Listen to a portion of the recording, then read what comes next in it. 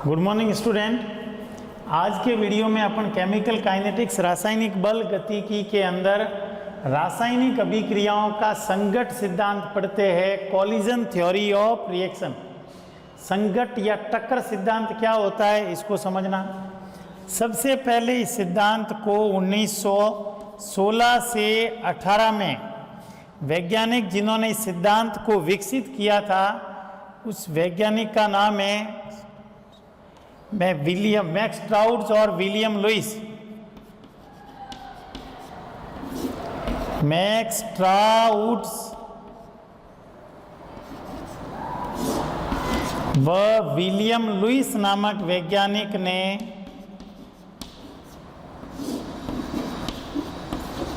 Max trouts और William Louis नामक दो वैज्ञानिकों ने कॉलिजन थ्योरी को डेवलप किया था, संघट या टक्कर सिद्धांत दिया था। इस सिद्धांत के अनुसार किसी भी रासायनिक अभिक्रिया में अभिकारक से उत्पाद बनता है तो अभिकारक से उत्पाद तभी बनेगा जब अभिकारक के अणुओं में आपस में प्रभावी टक्कर होती है, इफेक्टिव कॉलिजन होती है, तभी उत्पाद बनता है। इसमें अभिकारक के अणुओं को ठोस गोला माना गया है और ठोस गोला मानकर उनमें आपस में टक्कर या संघट कराई जाती है उपयुक्त विन्यास में, और उपयुक्त विन्यास में प्रभावी टक्कर होती है तो उत्पाद बनता है। प्रॉपर ओरिएंटेशन के अंदर इफेक्टिव कॉलिजन होनी चाहिए और उपयुक्त विन्यास नहीं है, अप्रभावी टक्कर हो रही है तो उत्पाद नहीं बनता है।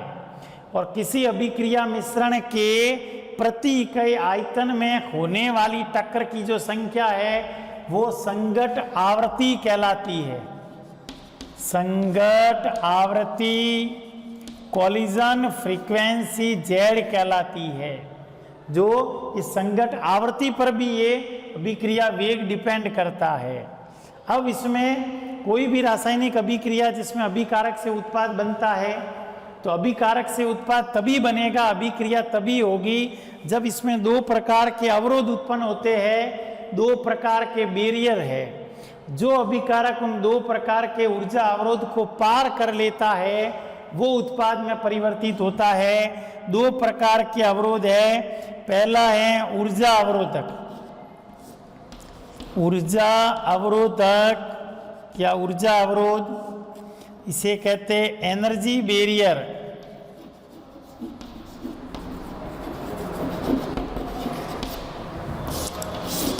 और दूसरा जो अवरोध है वो अभिविन्यासी अवरोधक है। अभिविन्यासी अवरोधक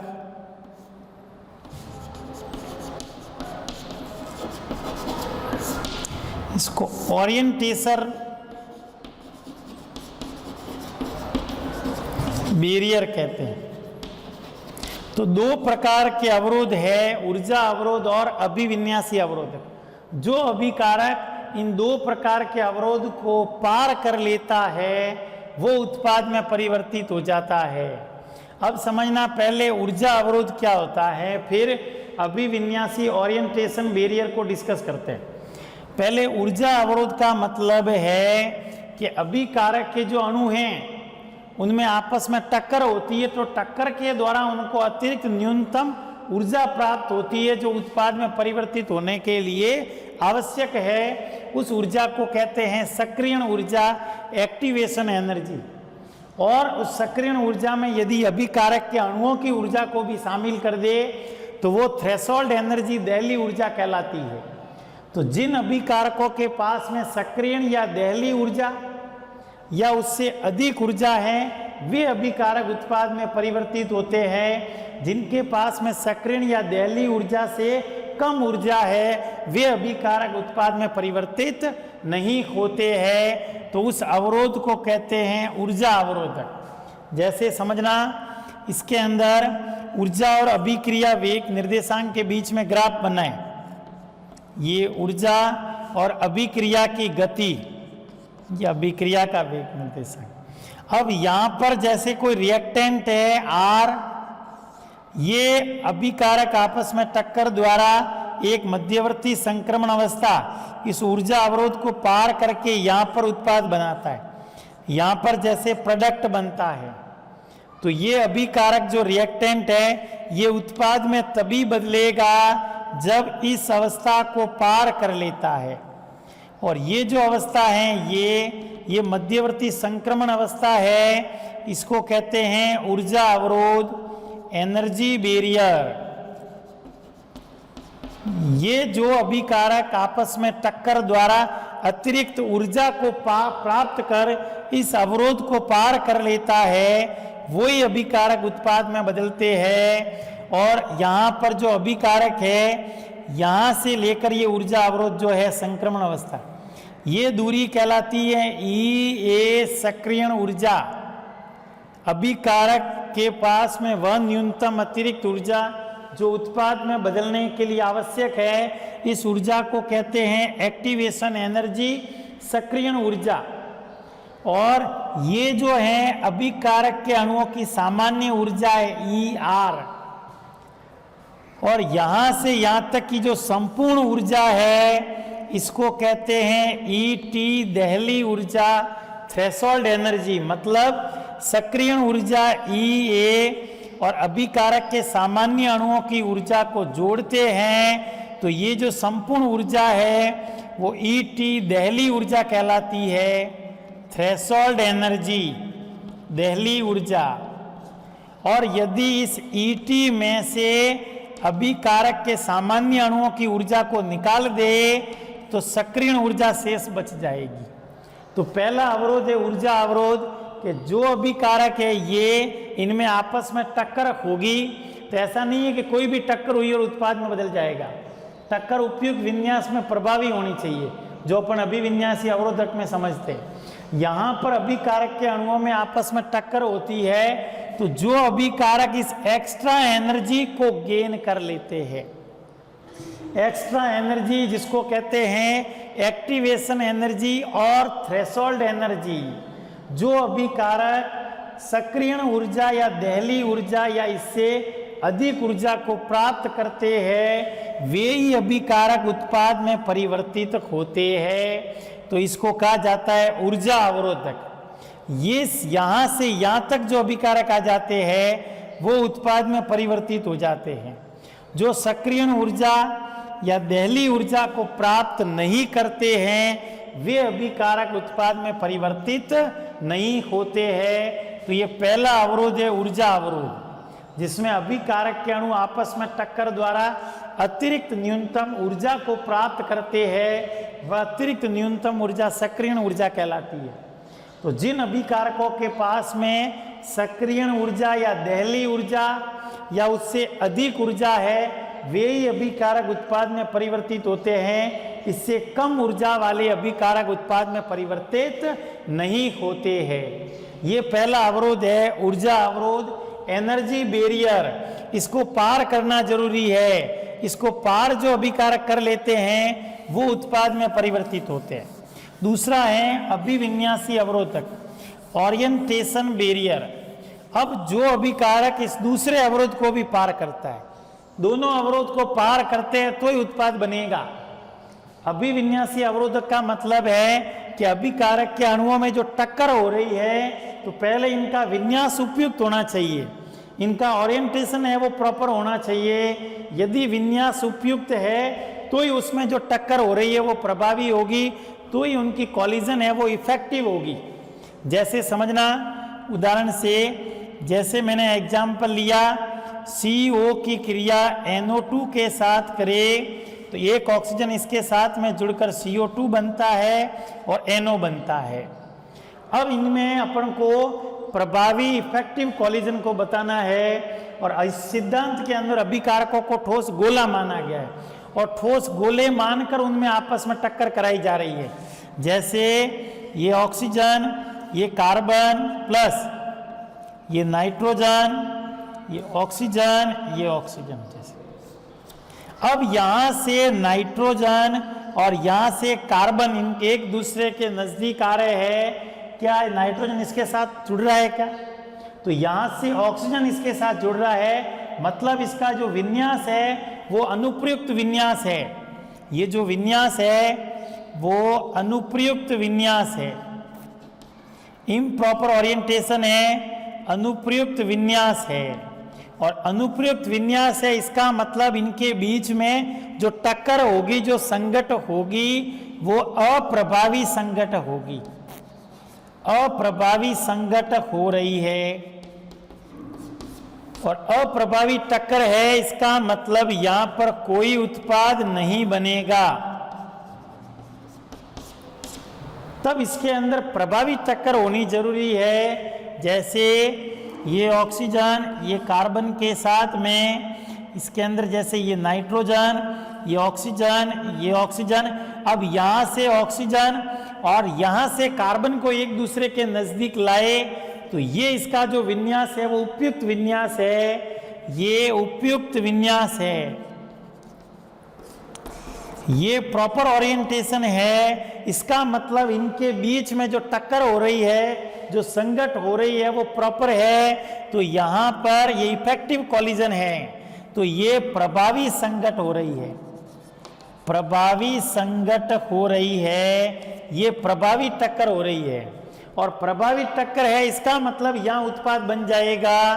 तो यहां ऑक्सीजन इससे टकरा कर ऑक्सीजन CO के साथ में CO2 बन जाएगा और N और O है वो अलग हो जाएंगी। तो ये अभिविन्यासी अवरोधक होता है कि अभिकारक के अणुओं में आपस में विन्यास उपयुक्त होना चाहिए। और विन्यास उपयुक्त है, इनका विन्यास सही है, तो उनमें जो होने वाली जो टक्कर है वो प्रभावी टक्कर होगी, जिससे अभिकारक के अंदर पुराने बंध टूटते हैं और उत्पाद में नए बंध बनते हैं। और जो अभिकारक इस उपयुक्त विन्यास के अंदर इफेक्टिव कॉलिजन प्रॉपर ओरिएंटेशन में हो रही है, वो उत्पाद में परिवर्तित हो जाएंगे। तो ये एक अवरोध को पार कर लेंगे, उसको कहते हैं ओरिएंटेशन बैरियर, अभिविन्यासी अवरोधक। जैसे और एक एग्जाम्पल लेते हैं, जैसे इसमें और दूसरा एग्जाम्पल लेते हैं।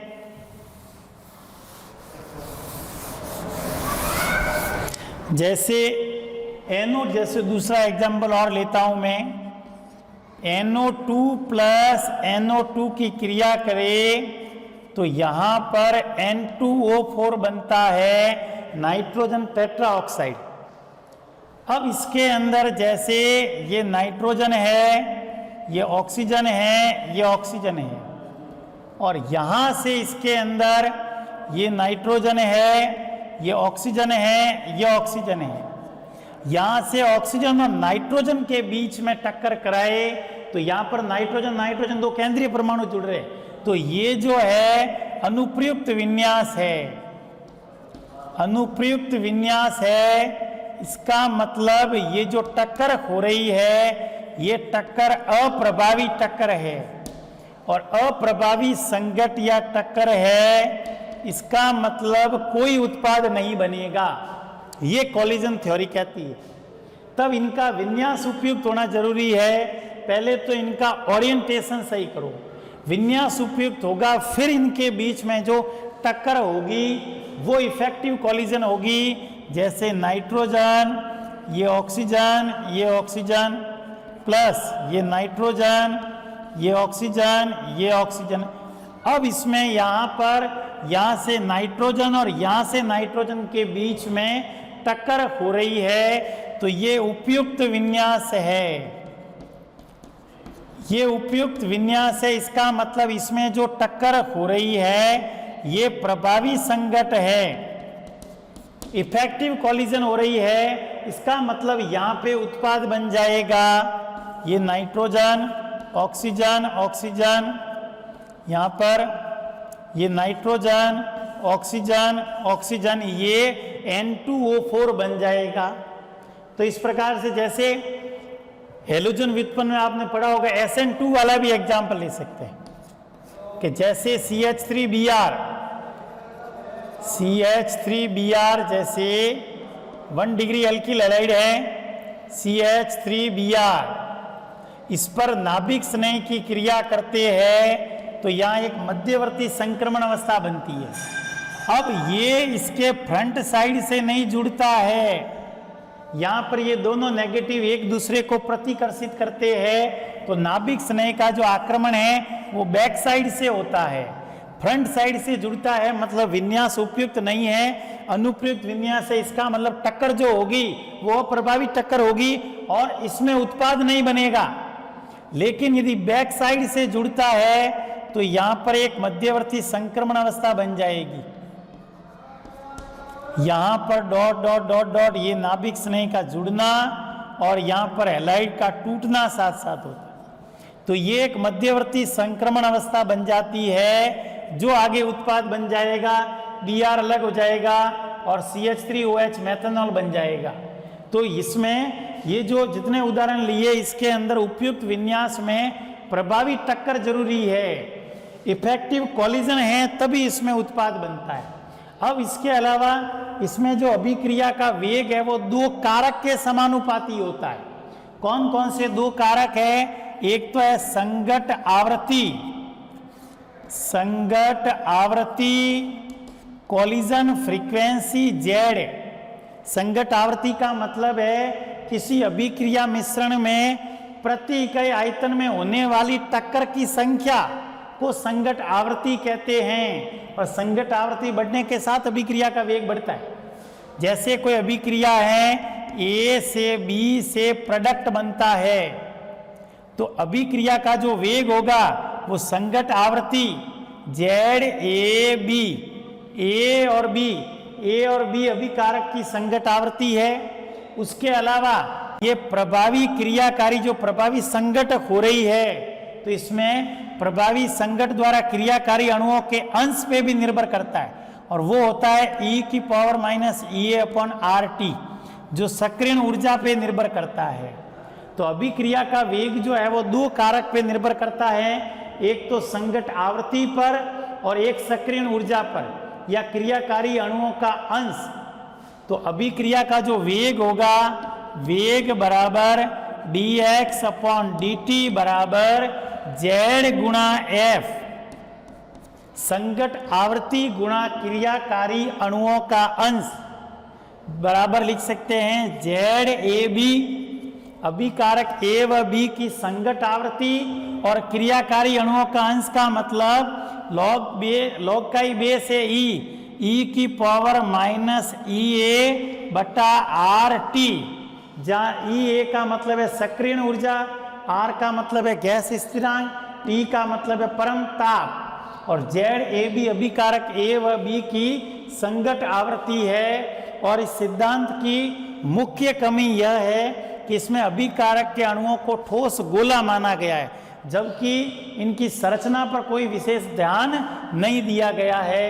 यह है संगत या टक्कर सिद्धांत। एक बार वापस समझना, मैं रिवाइज करवा रहा हूं। संगत या टक्कर सिद्धांत क्या है? सबसे पहले 1916-18 में दो वैज्ञानिक थे, मैक्स स्ट्राउड्स और विलियम लुइस नामक वैज्ञानिकों ने इस सिद्धांत को विकसित किया था। इस सिद्धांत में क्या है कि किसी भी रासायनिक अभिक्रिया में अभिकारक से उत्पाद तभी बनता है जब उन अभिकारकों के बीच में उपयुक्त विन्यास हो और प्रभावी टक्कर हो, तो प्रभावी टक्कर द्वारा ही उत्पाद बनता है। प्रभावी टक्कर नहीं हो रही है मतलब उत्पाद नहीं बनेगा। मतलब जितने अभिकारक हैं वो सभी आपस में टक्कर द्वारा उत्पाद में परिवर्तित नहीं होते, जो प्रभावी टक्कर हो रही है वो ही उत्पाद में बदलते हैं। तब इसमें अभिक्रिया मिश्रण के अंदर प्रति इकाई आयतन में होने वाली टक्कर की जो संख्या है वो संगत आवृत्ति कहलाती है और संगत आवृत्ति बढ़ने के साथ साथ अभिक्रिया का वेग बढ़ता है। और अभिक्रिया में अभिकारक से उत्पाद तभी बनेंगे जब दो प्रकार के अवरोध को पार करेंगे अभिकारक के अणु। दो प्रकार के अवरोध कौन कौन से हैं? ऊर्जा अवरोधक और अभिविन्यासी अवरोधक। ऊर्जा अवरोधक का मतलब जब अभिकारक के अणु आपस में टक्कर करेंगे तो जिन अभिकारकों के पास में टक्कर द्वारा मिनिमम एक्स्ट्रा एनर्जी होगी, अतिरिक्त न्यूनतम ऊर्जा जो अभिकारक को उत्पाद में बदलने के लिए आवश्यक है, उसको कहते हैं सक्रियण ऊर्जा, एक्टिवेशन एनर्जी। या उसमें सामान्य अणु की ऊर्जा को भी शामिल कर ले तो वो दहली ऊर्जा कहलाती है, थ्रेशोल्ड एनर्जी। तो जिन अभिकारकों के पास में सक्रियण ऊर्जा या दहली ऊर्जा के समान या उससे अधिक ऊर्जा है, वे अभिकारक उत्पाद में परिवर्तित होते हैं। इससे कम ऊर्जा वाले जो अभिकारक है वो उत्पाद में परिवर्तित नहीं होते हैं। उसको कहते हैं ऊर्जा अवरोधक। दूसरा है अभिविन्यासी अवरोधक, ओरिएंटेशन बैरियर। इसमें क्या है कि अभिकारक के अणुओं में आपस में टक्कर हो रही है तो पहले तो उनका विन्यास उपयुक्त होना चाहिए। विन्यास उपयुक्त है इसका मतलब प्रभावी टक्कर होगी, और प्रभावी टक्कर होगी तो ही उत्पाद में परिवर्तित होंगे। यदि अप्रभावी टक्कर हो रही है, अनुप्रयुक्त विन्यास है, इसका मतलब उत्पाद में परिवर्तित नहीं होंगे। उसको कहते हैं अभिविन्यासी अवरोधक। जैसे CONO2 की क्रिया से CO2NO बनाए तो यहां से कार्बन और नाइट्रोजन के बीच में टक्कर हो रही है, तो ये तो अनुप्रयुक्त विन्यास है। या कार्बन के साथ ऑक्सीजन में टक्कर होनी चाहिए तब CO2 बनता है, तो ये अनुप्रयुक्त विन्यास में अप्रभावी संघट है। इसका मतलब यहाँ पे कोई उत्पाद नहीं बनेगा। तब इसका विन्यास उपयुक्त करे, CO में कार्बन के साथ ऑक्सीजन की टक्कर करवाए तो ये यहाँ से अलग होकर CO2 बन जाएगा और ये NO अलग हो जाएगा। जैसे NO2 और NO2 की क्रिया से N2O4 बनाए तो नाइट्रोजन के साथ ऑक्सीजन की जो टक्कर हो रही है ये तो अप्रभावी टक्कर है, यहाँ पर अनुप्रयुक्त विन्यास है, कोई उत्पाद बनेगा नहीं। तब इसमें क्या करते हैं, इसका विन्यास उपयुक्त करते हैं, इसका ओरिएंटेशन प्रॉपर करते हैं, और ओरिएंटेशन प्रॉपर करने के बाद में इनमें टक्कर करवाई जाती है। तब यहाँ जो टक्कर हो रही है इसका मतलब ये उपयुक्त विन्यास में टक्कर है, तो ये इफेक्टिव कॉलिजन है, ये प्रभावी संघट हो रही है और यहाँ उत्पाद बन जाएगा। तो इस प्रकार से ये ऊर्जा और अभिविन्यासी अवरोधक को जो अभिकारक पार कर लेते हैं वो उत्पाद में बदल जाते हैं। और अभिक्रिया का जो वेग है वो दो कारक के समानुपाती होता है, एक तो है संघट आवृत्ति और दूसरा है क्रियाकारी अणुओं का अंश। संघट आवृत्ति का मतलब क्या है, किसी भी अभिक्रिया मिश्रण के प्रति इकाई आयतन में होने वाली संघट या टक्कर की संख्या को कहते हैं संघट आवृत्ति, और जितनी ज्यादा संघट आवृत्ति होगी अभिक्रिया का वेग उतना अधिक होगा। उसके अलावा क्रियाकारी अणुओं का अंश EA/RT सक्रियण ऊर्जा बटे गैस स्थिरांक इंटू ताप, इन दोनों का जो गुणनफल है ये अभिक्रिया का वेग होता है, और इन दोनों कारक के समानुपाती होगा अभिक्रिया का वेग। और अंत में इस सिद्धांत की कमी यह है कि इसमें अभिकारक के अणुओं को ठोस गोले मानकर आपस में टक्कर कराई गई है, जबकि इन अभिकारक की संरचना पे कोई ध्यान नहीं दिया गया है। इसके बाद में जो टॉपिक आएगा अभिक्रिया वेग पर ताप का प्रभाव, रेट ऑफ रिएक्शन पे टेम्परेचर का क्या इफेक्ट पड़ता है, मैक्सवेल बोल्ट्जमान का ऊर्जा वितरण वक्र क्या है, और आरेनियस सिद्धांत और सक्रियण ऊर्जा की गणना कैसे करते हैं वो अपन नेक्स्ट वीडियो में डिस्कस करेंगे। Thank you.